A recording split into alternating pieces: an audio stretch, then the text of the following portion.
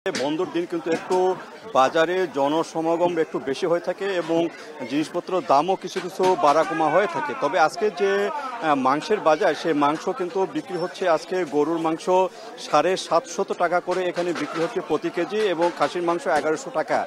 আর এখানে যে মুরগি, সে ব্রয়লার মুরগির দামটা কিছুটা বেড়েছে, এখানে 10 থেকে 15 টাকা কেজিতে বেড়েছে। এখানে 200 টাকা করে ব্রয়লার মুরগি বিক্রি হচ্ছে এবং 300 থেকে 320 টাকা দরে পাকিস্তানি এবং লেয়ার মুরগিটা বিক্রি হচ্ছে। আর এখানে যে ডিমের কথা বলা হচ্ছে, ডিম এখানে খুচরা বাজারে 44 টাকা হালি দরে ডিম বিক্রি হচ্ছে, অর্থাৎ প্রতি ডিমের দাম 11 টাকা।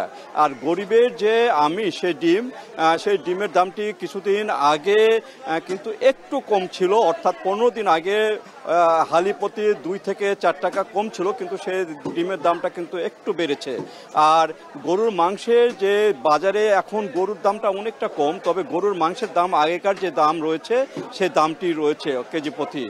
এইভাবে কিন্তু বেচা কিনা হচ্ছে। আর এখানে হঠাৎ করে যে এর আগে যেটা বলা হচ্ছে মাছ এবং সবজি, এখানে মাছ এবং সবজির দাম দুটোই কিন্তু বাড়িয়ে বিক্রি করা হচ্ছে এবং বেড়েছে।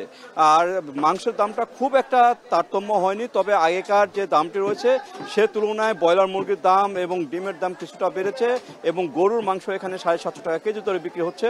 এখানকার মানুষ তবু বাজার করছে, এবং তারা যেটি বলছেন সাধারণ ক্রেতারা, যে এই যে দাম মূল্যটা যে বৃদ্ধি, সে মূল্য বৃদ্ধি যদি না থাকতো তারা অন্তত তারা সহনীয়ভাবে এখানে তারা কেনাকাটা করতে পারতেন, এবং আমিষের যে চাহিদা সে চাহিদাটা অনেকটা পূরণ হতো।